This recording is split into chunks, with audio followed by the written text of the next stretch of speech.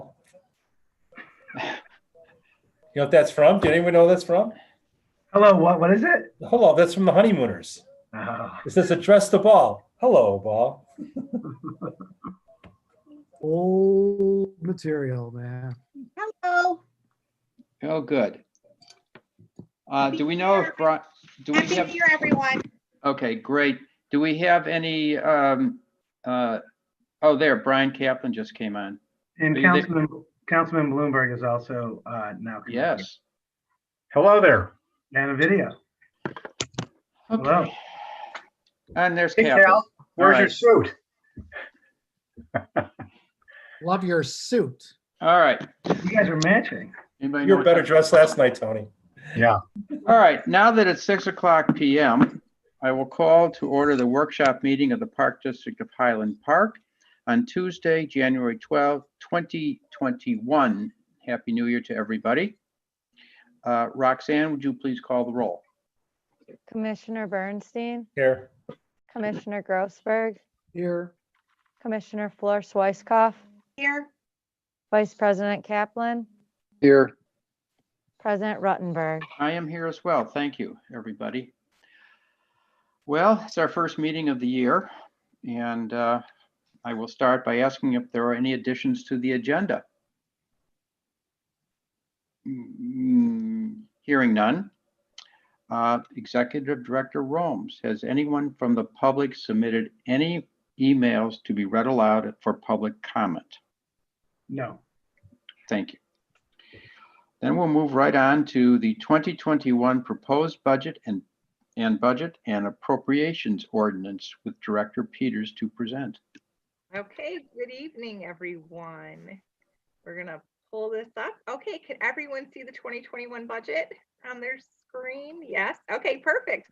All right, well, good evening. And I feel like we have very thoroughly vetted the budget at our several various finance committee meetings previously. So we are going to go through this at a pretty high level this evening. We have made very few changes since the last finance committee when we went over this, but we will take pause where we did make changes and just go over a few highlights of the budget. And with that, we're going to start going on through it. So the first thing we want to draw to your attention are pages 2 through 5, which give historical and current data about our district. And so that's always a good place to go for a quick reference regarding the district as well as highlights of this document. Following the historical and current data, we have the memo from Executive Director Romes and myself giving some highlights. And so we started really by talking about how COVID-19 challenged the district from every angle during 2020, but we did remain financially healthy. And being financially healthy at year end in 2020, of course, lends itself to a healthy budget for 2021. And so in fact, in 2021, the district hopes to work on cost recovery strategies in order to ensure that programs and activities offered are relevant and at appropriate pricing. Staff will also begin working for a future multi-purpose recreation and administration building addressing the aging West Ridge Center. Additionally, when we look at the overview for the budget, the general special recreation and recreation funds anticipate a combined operating surplus before transfers of almost $2 million. And of that, bless you, we then— Thank you. Sure. yourself. We, oh, sorry. Of that surplus, Sorry. that's okay. Of that surplus, we plan to transfer almost $1.8 million to the capital projects fund and another $1.5 million to the debt service fund. A couple of highlights from the summary of the budget. 2021, we have planned district-wide reduction of expenses year over year of $2.3 million or 10%. And it's also important to note that with the climate the way it is, our tax support for the 2021 fiscal year represents 64% of our total budgeted revenues. New for 2021, it may be a trying year for us due to the global pandemic. While the budget preparation was guided by guidelines in phase 4 of the Restore Illinois State Plan, staff will continue to be prepared to adapt quickly.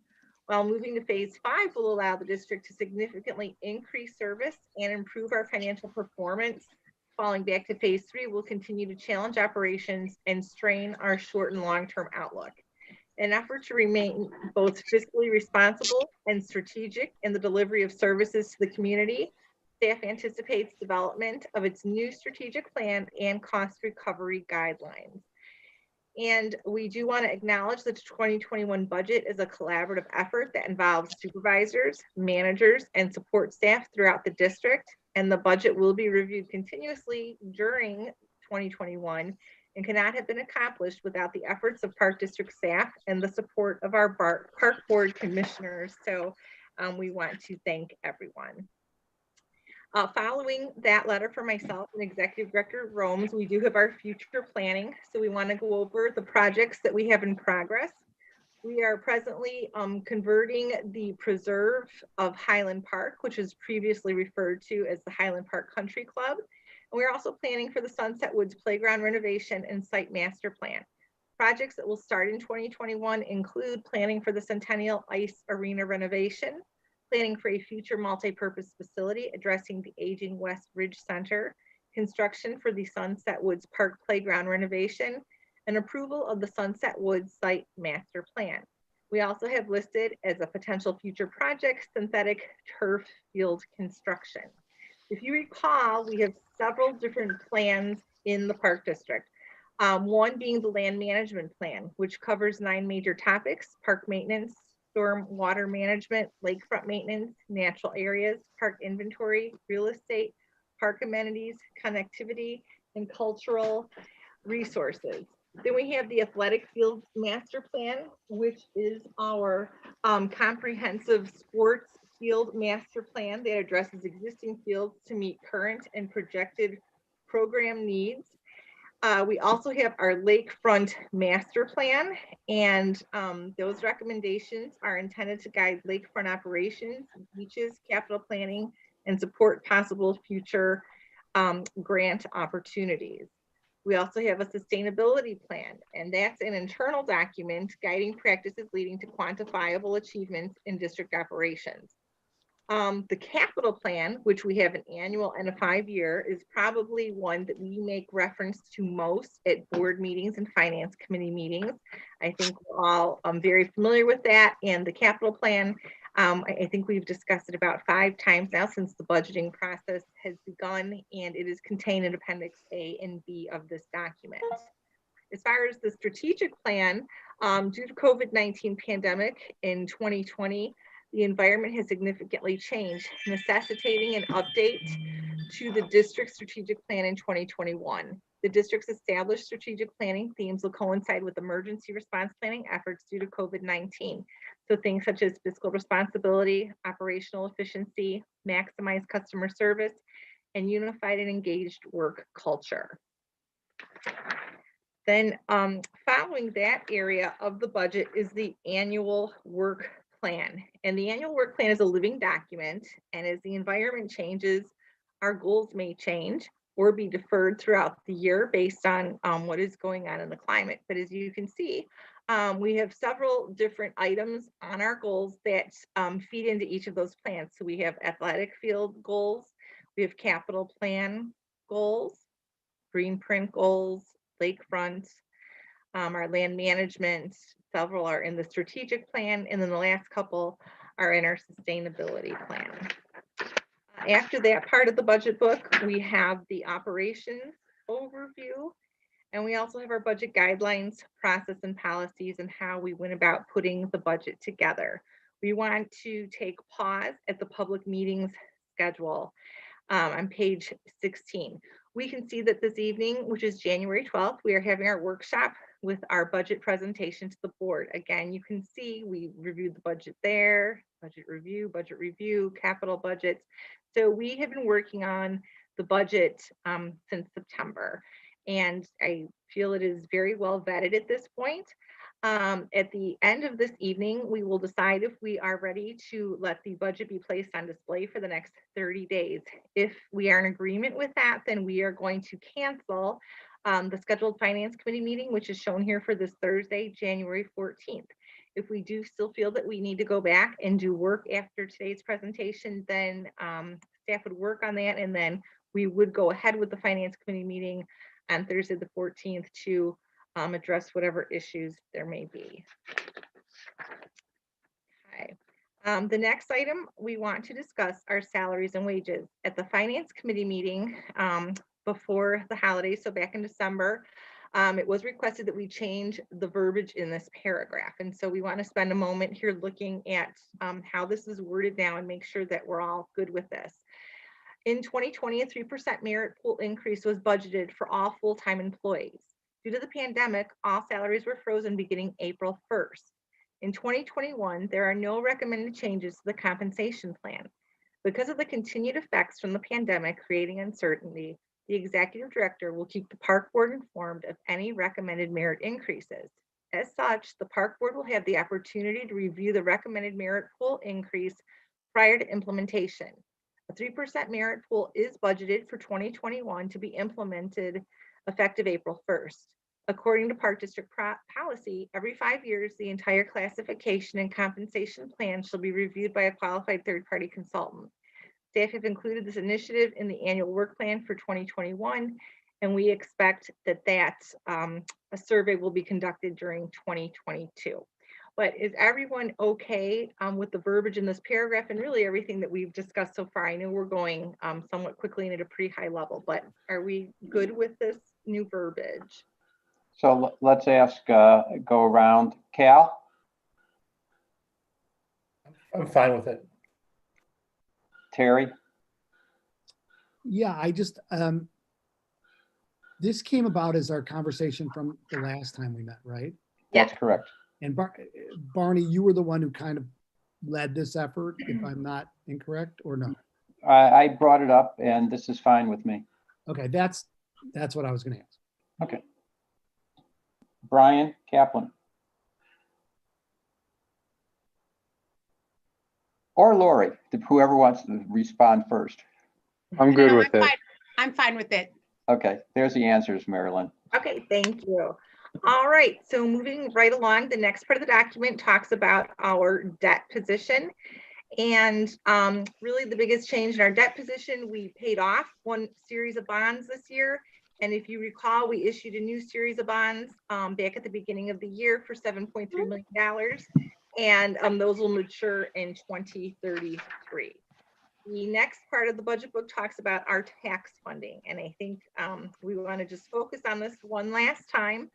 For 2021, the budgeted tax revenue is $13 million. Exclusive of the debt levy, which is also pulled from the Truth in Taxation, the total levy for 2021 is $11.5 million, which is less than the prior year's extension by 1.91% or $225,000. This amount represents a cost of living increase based on the CPI of 2.3% and anticipated growth. The reason for the decrease was to cause a flat levy for the district by reducing the special recreation fund levy from 0.04% to 0.0245%. The reduction was enabled due to the building payment to NSSRA being deferred to 2021, construction in the district being reduced, including ADA components due to COVID-19, and less inclusion fees in 2020 due to COVID-19 reduction in programs and services offered. This fund has a large fund balance on December 31st, 2020, and we'll look at that a little bit more closely later on in the report. And we just want to touch upon our tax bill. This is how the tax bill looked in 2020. The Park District represents 7% of the total tax bill for the residents of Prospect Heights, or I'm sorry, of Highland Park. And No, that's okay. They can pay the bill. okay, that's great. Yeah, I'm really sorry about that. What I do want to show you though is we do know the city, the high school district, the school district, they all did levy greater taxes for 2021. So we would anticipate that next year when people see their tax bill, we will be a smaller percentage of this overall pie. So that's where you'll definitely see the flat tax jump out compared to the other taxing entities. And then it's also just important to keep in mind that these percents change every year because every year the different taxing bodies can do different things when they levy their tax. To see this a little bit more clearly in numbers and cents, keep in mind we did have a declining EAV in Highland Park from 2019 to 2020. So that automatically does lower our levy. But then additionally, we reduced our special recreation tax from the 0.04% that it usually is down to the 0.0245%. And so you can see how that affects us with our total tax rate, which is usually at about a little bit over 0.5, and that knocks it down to a 0.29 to keep our tax levy flat. And moving on to capital, we are going to touch on our Greenprint 2024 initiatives in the capital fund. We have the conversion of the Highland Park Country Club to the Preserve of Highland Park with budgeted expenditures for about $1.4 million in 2021. We have the Centennial Ice Area Lobby and Gymnastics renovation with budgeted expenditures for 2021 of about $200,000. We have the Sunset Woods Playground renovations with budgeted expenditures of $1.16 million. And the multi-purpose building to address the aging Westridge Center, we've set aside $50,000 in planning dollars for 2021. Next, we have the budget analysis in our budget book. And the only thing we want to highlight there is that the budget has been prepared with the assumption of being in phase 4 of the Restore Illinois plan. However, if our state or regional district is placed in the phase 5 at any point during 2021, it will create significant opportunities for increased services, programming, and revenues that are not reflected herein. We are going to spend just a minute or two on a couple of the key tables. I know we have looked at all of these before. However, we may have new people on the line that have not seen these before. Again, we want to look at our tax for the Special Recreation Fund. This $480,000 is usually closer to around $900,000 by imposing a flat tax levy and reducing that 0.04. This is where we see that difference in our tax revenue line item. We also want to look at this planned deficit. This was a thought out deficit due to capital spending of $5.6 million. That's the effect that has on our fund balances. We're going to go down now and look at table 2, which projects our fund balances. It's important to remember that our financial advisors have advised staff to maintain a significantly higher fund balance than the current 25% as required by board policy in the general and recreation funds in case the state pivots backward due to COVID-19. And so I think, again, we have very thoughtful fund balances, just trying to keep a little bit more cash on hand just in case. So one can see by looking at our budgeted fund balances versus the board policy amounts that the district is being fiscally responsible. And we really need to be prudent right now with our cash on hand as a result of the pandemic. We also do have this new schedule this year, and I think this really shows the 3 different funds. We have 3 years of history for each of the 3 funds that we have board policies for reserves. We have our projected 2020 and then our budget for 2021. So you can see in the general fund, our fund balance percent on hand is higher than it's been for each of the past 3 years. And then we do see us chipping away at that in 2021. For the recreation fund, we also see that our year-end projection is greater than the last 3 years, again, intentionally so, and then chipping away at that with our budget for 2021. And then what you really see with the special recreation fund is why we were able to have a flat tax this year. We're at 133% of the board policy of 15% in the fund balance at year end. Of course, we do plan on spending those funds during 2021 and then coming down to a very reasonable fund balance of 20%, which is still greater than our 15% board policy. And we are going to look at just one more table before we jump to the back of the book, which is our table number 3.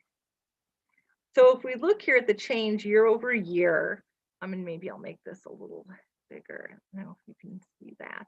The 73.94%. So this surplus reduction is thoughtfully contemplated as it has been presented in the 5-year funding model for capital projects.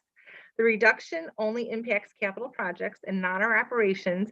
And that really becomes more visible if you look at the transfers on the bottom year over year and what the net change is at the bottom of just roughly 4%. And with that, the next several pages of the budget book has many tables that we have spent a lot of time looking at previously. So what we're going to do is go down to table number 10, which is our recreation function by center. And we're not going to go through this, as we have discussed this table in depth previously as well at finance committee meetings. And also these schedules in table 10 are verbally explained on pages 43 through 47 here in your budget book. And also we have been working on presentations at upcoming finance committee meetings and board meetings to describe various centers in greater depth. And in fact, we have already addressed some of these centers previously over the past couple of months. So I think we should be pretty solid on our understanding of how we budgeted the recreation function by center. So what I want to do now is go back to the appendix area of the book. So here again, here's the pages describing each of those centers that we have previously discussed or will discuss, we'll discuss more further in the future. Appendix A and Appendix B are our capital budgeting. This Appendix A is just for 2021, and then Appendix B is the 5-year plan. If you recall, at the last Finance Committee meeting, we had Director Smith go over a few changes that we were making into the plan, and so that we have gone ahead, made the changes here in the appendixes, and then those, of course, flow into the numbers that we've just looked at in the previous tables. I also want to draw your attention to Appendix C. When we talked about that salary survey that needs to be done every 5 years, it's going to be done in 2022. It looks at what these ranges are for the various grade levels for both full and part-time wages in the district. So there may be some change to those come 2022. Also back here, we have Appendix E. And Appendix E gives us what we anticipate our fees and rates to be at various centers throughout the district. If you recall, last time we had Director Carr discuss Rosewood Beach and Park Avenue.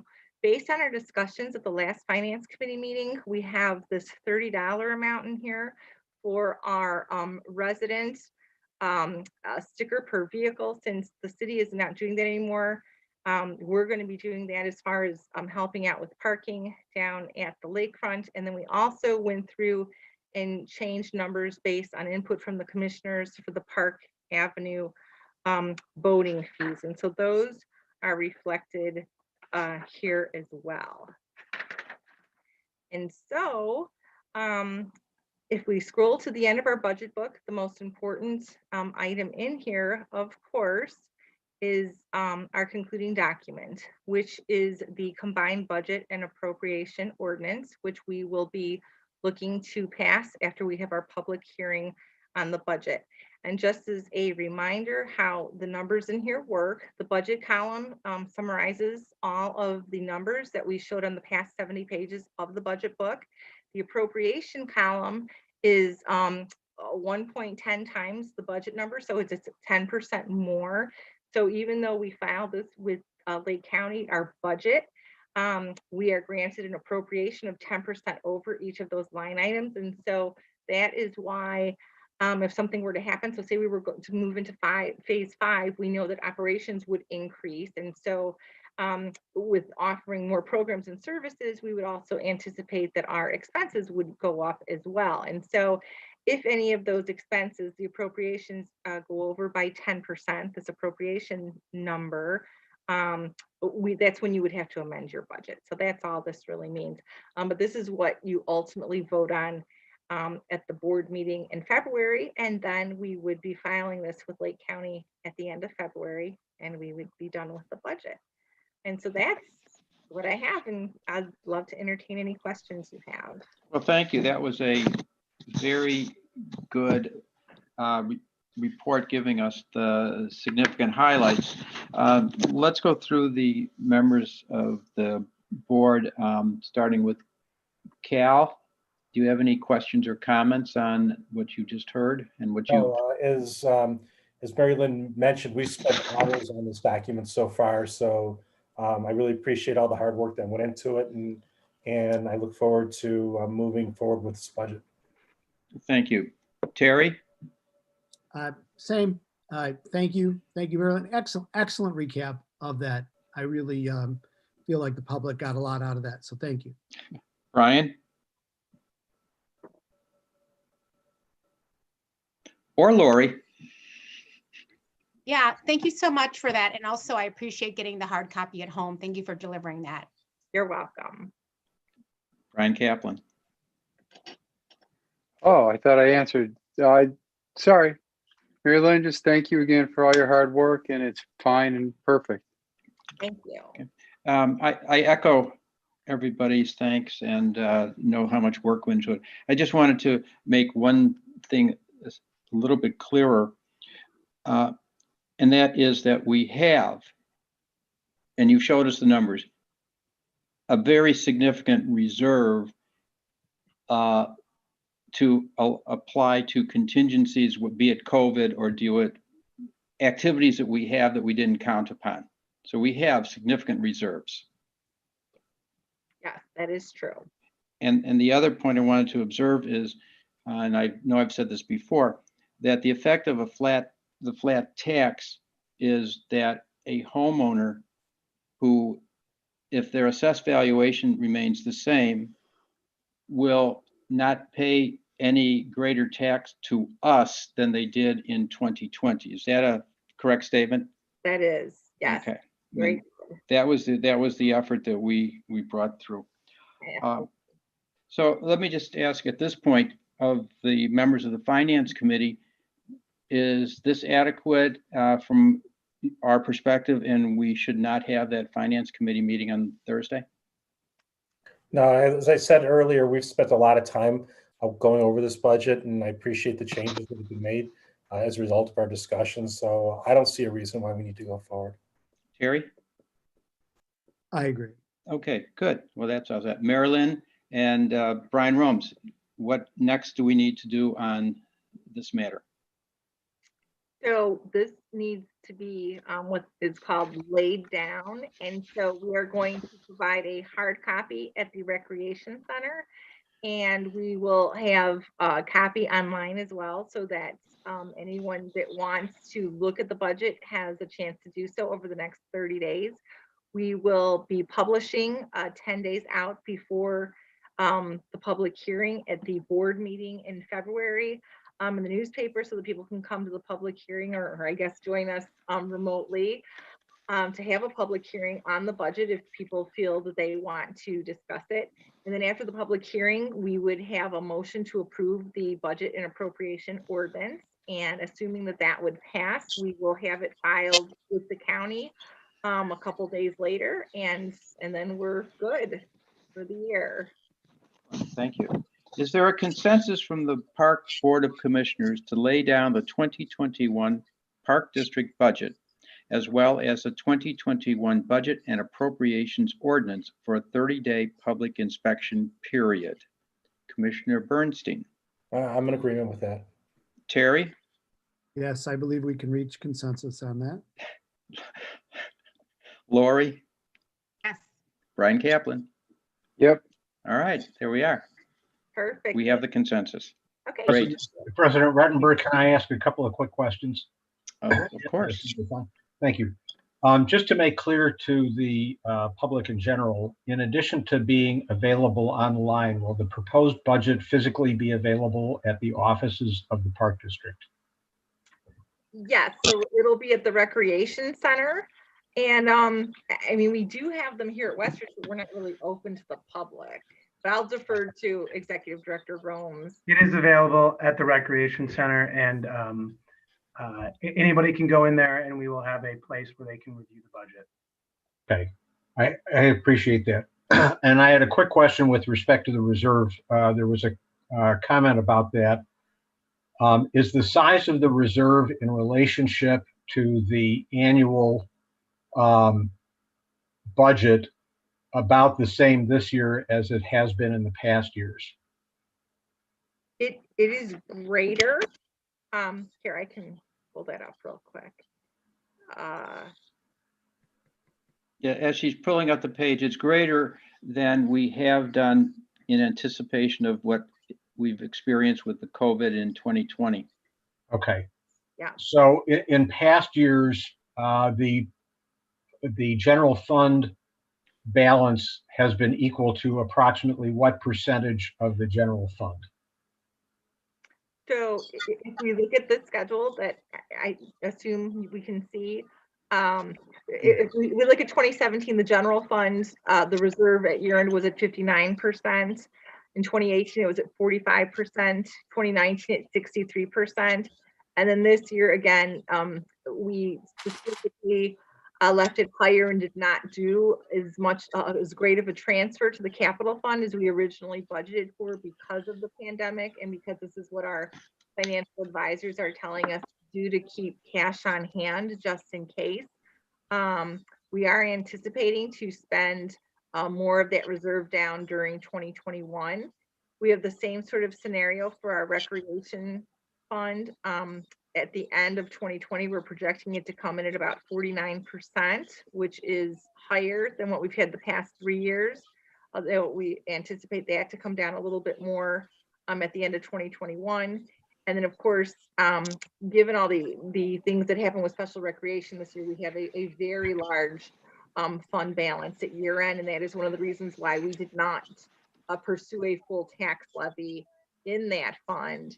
And then that also allowed us to have a flat tax this year, because as you can see previously, the reserve was much lower. We do anticipate large spend down during 2021 because we'll be doing some of the deferred ADA projects, as well as making a large payment to NSSRA for a building that was purchased. I appreciate the detail. It's very helpful.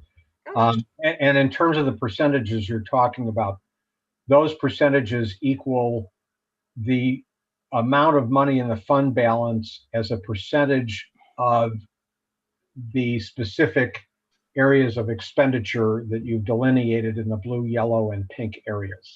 That's right. Absolutely. Yes. Correct. Thanks. I appreciate that. Oh, you're welcome. Now, let me also, while we're on this page, point out that we have a written board policy to maintain fund balances. General fund is 25%, recreation is 25%, and special recreation is 15%.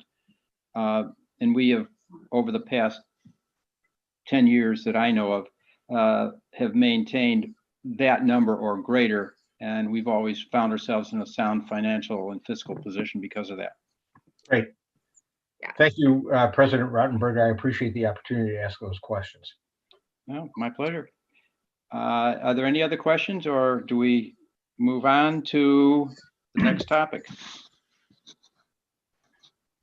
Let's move on to the next topic, which is Executive Director Rome's COVID-19 Emergency Operations Planning Update.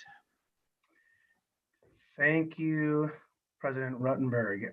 So I wanted to give an update on our emergency operations planning as they are ever changing. As you all know, the state of Illinois is addressing the COVID-19 pandemic under the governor's guidelines that are outlined in the Restore Illinois plan. And this plan consists of 5 phases, of which we are currently in phase 4.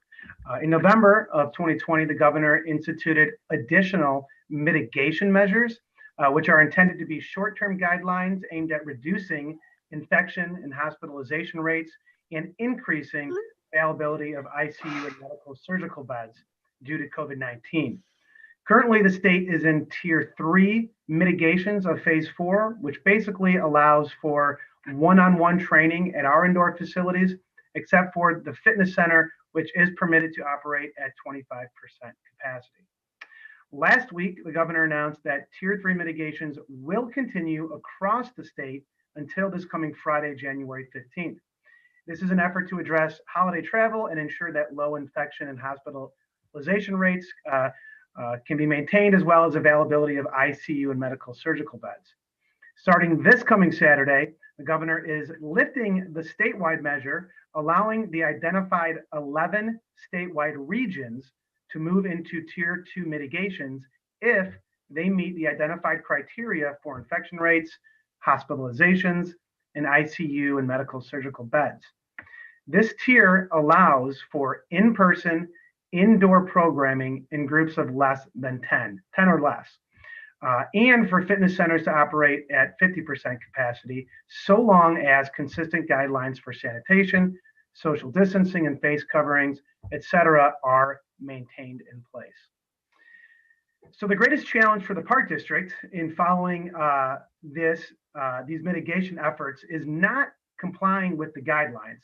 That part we have done very well. Our greatest challenge is, unfortunately, everything else that we cannot control. We are operating under the uncertainty of when or if our region will meet the required guidelines and when we will be able to offer associated essential programs and services to the community. A typical program or service during normal circumstances takes months to prepare and plan for. During these times, we are often given only days and sometimes hours to react and adapt our planning efforts. Therefore, staff has learned to develop alternative plans by thinking differently, i.e., we have plan A, B, and plan C. This allows us to adapt internally and communicate externally as quickly as possible. So with that in mind, the Park District is prepared for moving to Tier 2 this coming Saturday. And also, we are prepared for a delayed move to Tier 2 sometime next week or the week after. Current data on the IDPH website indicates that Region 9, which includes both Lake and McHenry counties, have a high likelihood of moving to Tier 2 this Saturday. However, we obviously do not have a crystal ball, and we cannot predict or assume what will happen over the next 3 days, or unless the governor decides to make an official announcement before that. So as such, we have multiple plans in place for communicating with our participants and planning for a variety of both in-person and virtual experience based on the varied attitudes and interests of our community. As a result, our emergency operations team is meeting twice a week to review the updates. Our recreation staff is planning daily for the delivery of current programs in Tier 3, but also programs that are anticipated to move to Tier 2 and eventually Phase 4 without mitigation efforts. So, in conclusion, as this relates to this weekend, if we do move to Tier 2 mitigations, our community can expect the following. Our athletic programs, such as flag football, travel basketball and baseball, house league basketball, and other programs will continue as soon as this coming Saturday. At Centennial Ice Arena, our Learn to Skate and our gymnastics programs will also begin this Saturday. Our rental groups, we anticipate, will begin as soon as next Monday or middle of next week, and that's the Falcons and the Giants. Our programs at Deer Creek Racquet Club, our adult and youth tennis programs will continue this Saturday as well. We will also reintroduce doubles for court reservations and semi-private training in other small group classes such as cardio tennis. Our Park School early childhood program actually already began last Monday, January 4th, in person per the Tier 3 guidelines for essential childcare services. And I will report that the children and parents were truly overjoyed to see their beloved teachers live and in person. At the Recreation Center, we will introduce indoor fitness class options as soon as this Saturday, as well as resume rentals for swim team training. And lastly, regarding our dance, theater, nature, our swim lessons, and other general recreation programs, we do plan to distribute a new program brochure this coming Friday for programs to start as soon as February 1st, which will take us all the way up to spring break. Later this month, we will release our summer camp program guide. Staff will provide an update to the park board at the next park board meeting that will review our plans for summer camp. Our spring program brochure will be available to residents in early February for programs that will begin as soon as April 1st. All of these programs are anticipated to be delivered under Phase 4 guidelines without mitigation efforts. However, as I've said previously, we do have backup plans based on the guidelines at that time and are hopeful that by April, we will also be able to reintroduce outdoor programming if the weather cooperates. So back to this coming Saturday, participants in programs have already and will continue to receive updates from our program supervisors. And while we hope to reintroduce programming Saturday, if we're not able to, we don't have a definitive answer actually by the end of day tomorrow, it is likely that we may postpone the start of those programs to the middle of next week and continue to reevaluate every Wednesday and Friday to make sure that we can give our community members and program participants time to adjust their schedules as well. That's all I have to report on that. Are there any questions? Cal, any questions? We'll go down around. No questions. Let's keep our fingers crossed. Yeah, please, yes. Terry? Doubles tennis, like it. Lori? Or Brian, whoever wants to come on first. I have no questions. Nice job, Brian. Thank you. Okay, good. Thank you all. All right, next we can go to review of vouchers. Director Peters to present. Okay, good evening again. And in your board packet, you had about $3.6 million of vouchers and payables. And just keep in mind that over $3 million of those was the debt service that's due December 15th of every year for the 4 different various bonds and debt certificates that we have. But other than that, does anyone have any questions? Cal? No, I reviewed them. They look fine. Great. Terry? Nope. Brian? Or Lori? No. Nope. All right, thank you. Okay, thanks. All right. We're coming to the end of the agenda, and we want to know if any of the commissioners feel there is a reason to have a closed session. Brian Romes and I do not feel there is the need for one. Nope. Hearing none, and I'm going to assume that silence is golden. I just wanted to ask, if I may, a question of Lori and Terry and Brian Romes. You guys had a Sunset Woods planning session since last we met. I'm just wondering if we could get a quick update on that. Yeah, sure. So the last time that our planning team reported to the park board, we took those plans, which were conceptual in nature, and we tested it with the community, and we received over 350 responses on our online survey, reviewed those with Terry and Lori, and made some recommended updates to the site master plan, as well as the park renovation, the playground renovation. And so we also have now met with staff to also look through these recommendations, and